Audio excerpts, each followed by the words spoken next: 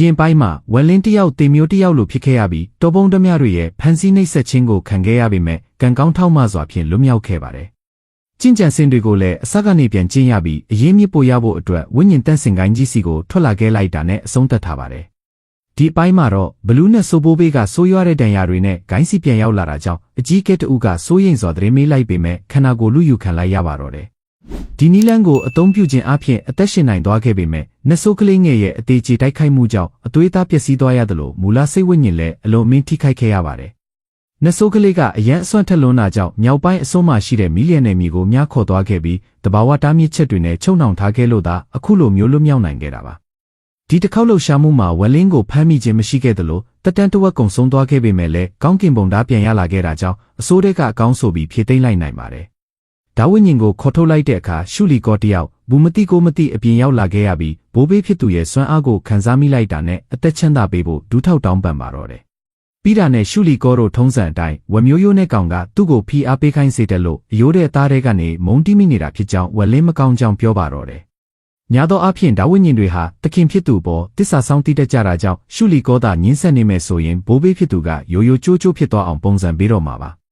ဒါကိုသိတဲ့ရှုလီကောကလည်းလက်တလောအတိမခံရအောင်ရှောက်ပြောလိုက်တာဖြစ်ပြီးဒီစကားကြားတဲ့အခါတခြားသူတွေနဲ့ကွဲပြားတဲ့အပြင်စိတ်ဝင်စားဖို့ကောင်းတဲ့ဒါဝိညာဉ်ဆိုပြီးဘိုးဘေးဖြစ်သူလည်းလွတ်ပေးလိုက်ပါတော့တယ်။ကောင်းကင်ဘုံသားဟာအစွမ်းထက်ရတနာဖြစ်တာကြောင့်ဒါဝိညာဉ်ကလည်းနတ်ဖျားအဆင်ပြေရမယ်ဆိုပြီးစိတ်ကြည်နေသွားတဲ့နောက်သူ့ခန္ဓာကိုယ်ကကောင်းမွန်နေစေဖြစ်လို့စိတ်ချရအောင်ဆိုတဲ့အကြောင်းပြချက်နဲ့အတူရှုလီကောကိုချိတ်ပိတ်ပစ်လိုက်ပါတယ်။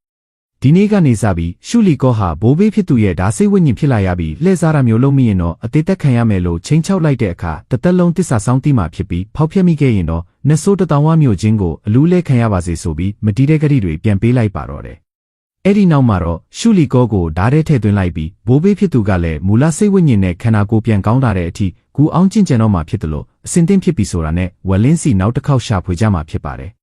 ကောင်းကင်ဘုံသားထဲမှာတော့ဂျိုဆိုးကောင်ရီမင်းငါကိုဘယ်တော့လာခဲ့မှလဲဆိုပြီးရှုလီကောတယောက်အော်ဟင်းငိုယိုနေတဲ့အချိန်ဝက်လင်းကလည်းဝိညာဉ်တန့်စင်ကိုင်းစီပြန်တန်းရောက်ရှိလာခဲ့ပါတယ်။ဖီလူတိုင်းပြည်ထဲမှာတည်ရှိတဲ့လို့ဝက်စန်းကျဲကိုင်းတစ်ခုဖြစ်ပြီးတပည့်အရင်ခေါ်ယူတာမျိုးမရှိခဲ့သလိုဝင်ကျင်တဲ့လူတွေဘက်ကနေဝိညာဉ်ကြောက်တုံးပေးလိုက်တာနဲ့ဂိုင်းသားတယောက်ဖြစ်လာနိုင်ပြီးကျင့်ကြံဖို့ကူအိမ်တော်တစ်ခုလည်းသူ့အလိုလိုရရှိလာနိုင်အောင်ပါ။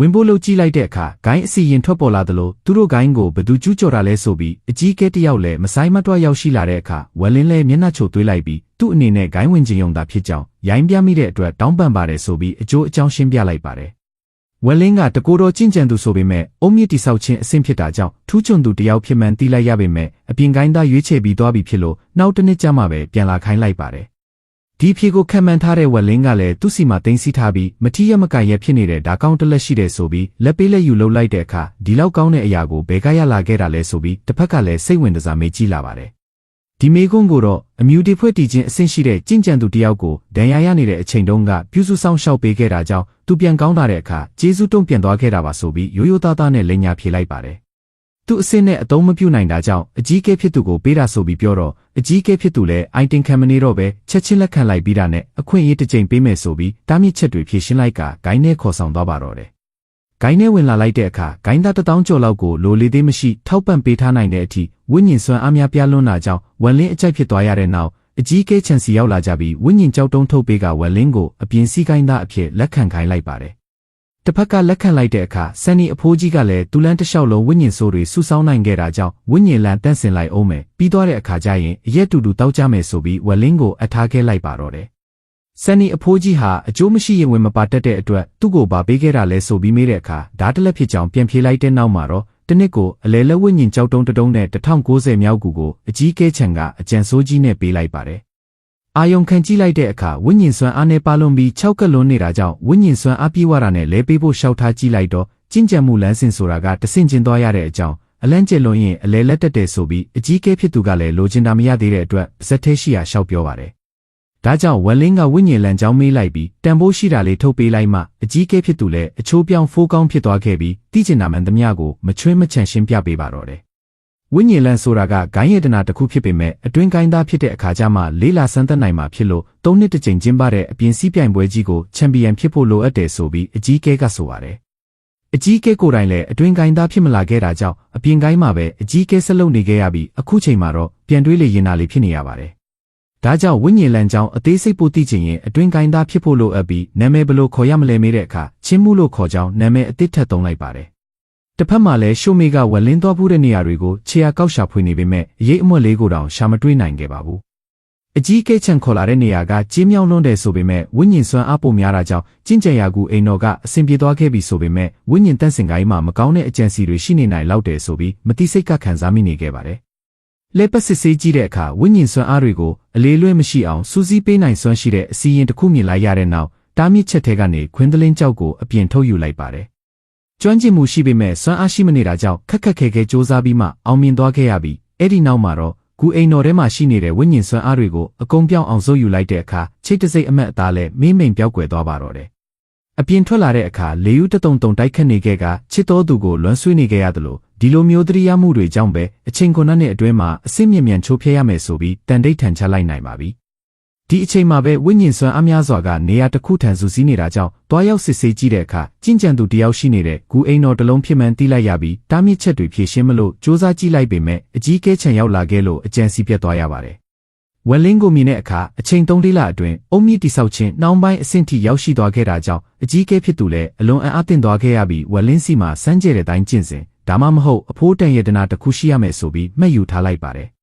အကြီးကဲကိုယ်တိုင်ကအမြူတေအဆင့်သာဖြစ်လို့တိတ်မကြခင်ဝက်လင်းကသူ့ကိုလိုက်မိလာနိုင်တယ်လို့အပြင်းစီးပြိုင်ပွဲနိုင်ရသွားပြီးအတွင်းကိုင်းသားဖြစ်လာနိုင်ခြင်းများမဲ့သဘောပေါက်သွားတဲ့အခါဝိညာဉ်တန့်စင်ကိုင်းဟာအောင်နိုင်သူကပြင်ဖြစ်ပြီးရှုံးနိမ့်သူကိုတော့တေးသေးရှင်းရှင်းဂယုမဆိုင်ဘူးဆိုတဲ့စီးမြင့်တစ်ခုကိုရှင်းပြလာခဲ့ပါတယ်။အကြီးကဲဖြစ်သူဟာနောက်ပိုင်းကျရင်ပြဿနာဖြစ်လာစေနိုင်မှန်းကောင်းကောင်းနားလည်ထားပေမဲ့ဝက်လင်းအနေနဲ့ကမူလစိတ်ဝိညာဉ်ထိခိုက်ထားလို့ကျင့်ကြံစဉ်ဖုံးကွယ်ထားနိုင်ခြင်းမရှိခဲ့ပါဘူး။စကားနဲ့ငယ်ပြောပြီးနှုတ်ဆက်ထွက်သွားတဲ့အခါဝက်လင်းရိပ်မိထားသလိုမျိုးအကြီးကဲချန်ဟာအတွင်းကိုင်းကိုဝင်ရောက်ချင်တဲ့အတွက်ဝက်လင်းစီကနေအစိမ့်မြင့်မြင့်တက်နိုင်တဲ့လှုပ်ဝက်ချက်နဲ့ပတ်သက်ပြီးလောဘစိတ်တွေဖြစ်နေခဲ့ရပါပြီ။ဒီလိုနဲ့ညရောက်တဲ့အခါအကြံစီကိုအကောင့်ထဲပေါ်ဖို့အကြီးကဲချန်တယောက်ဝက်လင်းကျင့်ကြံရာကူစီရောက်လာတဲ့အခါတကားဖွင့်ထားတာကိုမြင်လိုက်ရတာကြောင့်ထူးဆန်းသလိုခံစားရပေမဲ့ငချွတ်လေးတစ်ကောင်ကိုလွယ်လွယ်ကူကူတက်ပစ်နိုင်တယ်ဆိုပြီးအထဲဆက်ဝင်လာခဲ့ပါတော့တယ်။အထဲရောက်တာနဲ့တကားပိတ်သွားခဲ့ပြီးဝက်လင်းသူ့ကိုစောင့်နေတာမြင်တော့အပြင်စီးတစ်ပက်တယောက်သေးသလားရှင်သလားဆိုတာကိုဂိုင်းကစိတ်ဝင်စားခြင်းမရှိတာမို့ကျင့်ကြံဤစနစ်ကိုထုတ်ပေးခိုင်းပါတယ်